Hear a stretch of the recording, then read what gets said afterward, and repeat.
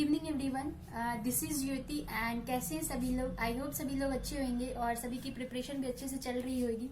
तो इस वीडियो में मैं बात करने वाली हूँ IBPS SO के एग्जाम के बारे में। आज मेरा IBPS SO का एग्जाम था एंड 1 बजे का रिपोर्टिंग टाइम था एंड सारी चीजें देखेंगे कि मैंने कितने सवाल अटेम्प्ट करे हैं, क्या क्या सवाल आया था, क्या क्या डिफिकल्ट था एग्जाम। ठीक है, तो एंड वन मोर थिंग, आप में से जिनका भी एग्जाम था आज ये, तो आप नीचे कमेंट करके बताना कि आपने कितने अटेम्प्ट करे हैं और आपका कौन सा स्ट्रीम था। लाइक आपने एसओ में IT के लिए आप गए थे या फिर HR मार्केटिंग, क्या था आपका, नीचे बताइएगा। ठीक है, तो बात कर लेते हैं क्या क्या आया था सवाल। तो 3 सेक्शन थे आपके, क्वांट, रीजनिंग एंड इंग्लिश। ठीक है, तो सारे में 50 क्वेश्चंस थे एंड 2 घंटे का एग्जाम था। 1 बजे का मेरा रिपोर्टिंग था एंड सुबह एक और शिफ्ट था। ठीक है, मेरा सेकंड शिफ्ट था। तो 1 बजे का रिपोर्टिंग टाइम था, 2 से 4 आई थिंक एग्जाम था। राइट, सो बात करते हैं कि 50 सवाल इंग्लिश के थे और इंग्लिश में वही हमेशा जो जैसा जैसा रहता है वही सारी चीजें थी एंड 50 रीजनिंग था, 50 क्वांट था और 2 घंटा था। ठीक है, बता दिया मैंने, और निगेटिव मार्क्स भी था। तो इंग्लिश में मैं सबसे पहले बता दूं कि इंग्लिश में दो RC थे, शायद 2 या 3 थे, 2 थे और क्लोज टेस्ट आया हुआ था। क्लोज टेस्ट में एक ऑप्शन पे 2-3 ऑप्शन था, एक ऑप्शन में 2-3 ऑप्शन आपको रखना था। राइट, मतलब ABC जितने भी वर्ड दिए हुए थे, ऑप्शन ऐसे था, ओनली B होगा, ओनली C होगा, ओनली AB होगा, ओनली ABC होगा, ऐसे ऐसे। तो एक ऑप्शन पे 2-3 ऑप्शन, एक फिल इन द ब्लैंक्स पे 2-3 ऑप्शन सेट हो रहे थे। ठीक है, तो ये नया से था, प्रीलिम्स में जनरली नहीं रहता है। IBPS SO में भी रह रहा होगा, मैं नहीं दी थी पिछली बारी।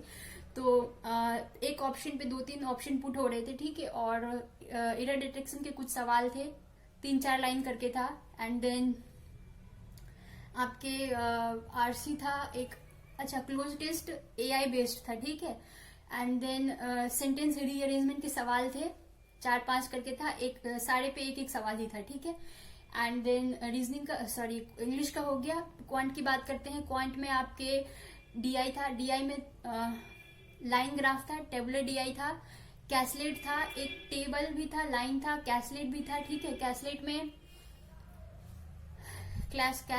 उसमें क्या बोलते हैं, लाइन ग्राफ में था कि कुछ बॉल का कोई डाटा दिया हुआ था एंड ब्लू 3 था। ठीक है, ब्लू, ब्लैक, ग्रीन, रेड था, ऐसे समथिंग 3 कलर का दिया हुआ था और 2 का डेटा दिया हुआ था। एक का टेबल में दिया हुआ था कि मतलब 2:1 पे जा रहा है, 2:1 पे, मतलब ग्रीन का जो वैल्यू मान के चलिए 1 होएगा, तो अगर रेड वाला होगा तो उसका 2 होगा। तो ऐसे करके 2:1 पे उसका था डाटा, आप निकाल के सवाल कर लिए जाते। एक था आपका टेबल वाले में, एक था कि ABC इस साइड पे था और इस साइड कुछ उसका वैल्यू दिया हुआ था ABC एंड 3 कॉलम और बने हुए थे जिसमें कि आपको कुछ % स्कोर बच्चा ऑब्टेन कर रहा है वो दिया हुआ था। और क्वेश्चन में आपके कोई भी सवाल एकदम से इजी नहीं था कि ऐसे समझ लिया जाए।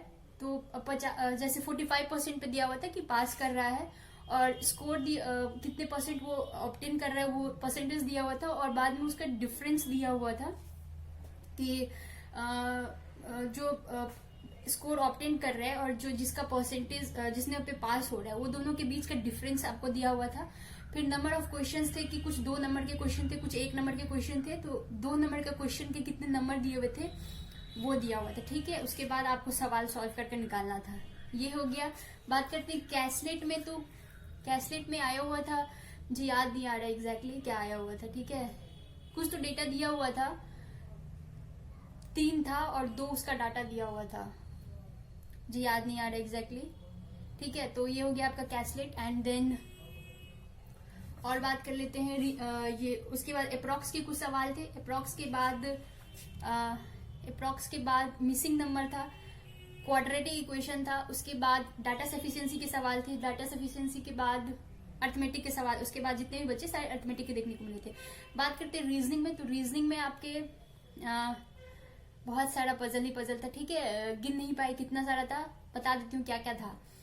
एक सर्कुलर वाला था, सर्कुलर में 8 लोग थे, 8 लोग इनसाइड फेस कर रहे थे, उसके साथ कुछ वेरिएबल था, वेरिएबल शायद वो लोग कहीं रह रहे थे, हैदराबाद सिटीज दिया हुआ था, आई डोंट नो विजिट करने गए थे कि रहने गए थे, वो था। ठीक है, तो इसमें मतलब इसमें क्या हो रहा था ना कि बार बार जो डी का एक पोजीशन है वो बैठ ही नहीं पा रहा था, डी को कहाँ बैठाना है कि, तो डी को अगर आप पुणे पे बैठाते तो हो जाता है। ठीक है, मैं लिख के नहीं लाई क्योंकि जल्दी से उन्होंने मेरा रफ शीट ले लिया। तो ये हो गया आपका अनसर्टेन नंबर था। अनसर्टेन में सारे के सारे जो रो में थे नॉर्थ फेस कर रहे थे, नॉर्थ फेस में, एंड मेरा 20 आया था। आपका बताना आपका कितना आया था। उसके बाद उसके साथ कलर भी दिया हुआ था। ठीक है, एक वेरिएबल कलर भी दिया हुआ था। एंड देन एक बॉक्स वाला भी था, 7 था 8 था पता नहीं, उसके साथ भी कुछ केजी में उसका वेट था कि क्या था, लेकिन ऐसे ही कुछ था।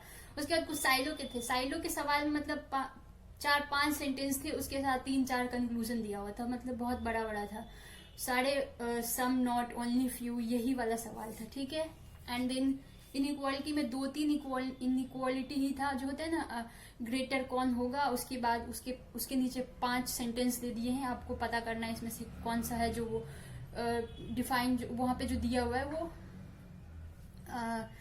उसका ऑप्शन कौन सा होगा, ये वाला था आपका। उसके बाद एक और था उसका वाला ईयर बेस्ड पजल भी दिया हुआ था, ईयर बेस्ड पजल। उसके बाद लॉजिकल रीजनिंग था सारा, एंड देन 1-2 मिसलेनियस, हाँ वो भी था, चाइनीज कोडिंग था। ठीक है, चाइनीज कोडिंग था। उसके बाद मिसलेनियस हो गए, बाकी मिसलेनियस थे। उसके बाद मुझे आज पता नहीं वर्ड पेयर का था कि नहीं, वर्ड फॉर्मेशन का था कि नहीं, मैं देख नहीं पाई। एंड देन वो वाला था जो सारे होते ना, बहुत सारे नंबर दिया होता है, तो उसमें आपको ये बताना होता है कि 2 को ऑड में सब्ट्रैक्ट करेंगे, 3 को इवन में सब्ट्रैक्ट करेंगे, कौन सा वैल्यू रिपीट हो रहा है, तो ये वाला था। तो यही सारी चीजें थी, यही सारी रीजनिंग में थी। और क्या रह गया, और क्या बताना था, और मुझे याद नहीं आ रहा है और क्या बताना था। यही सारा चीज था जो कि मुझे अभी याद आ रहा है। उसके बाद बहुत सारा सवाल था तो याद ही नहीं रह पाया, आते आते मैं भूल गई, अभी घर आई हूँ। तो यही था। बाकी आपने कितने अटेम्प्ट करे हैं, आपको कैसा मतलब क्या लगा था, आप सवाल नीचे कमेंट करके जरूर से बताइएगा। ठीक है, बाकी फिर मिलती हूँ नेक्स्ट वीडियो में। Till then bye and take care, thank you.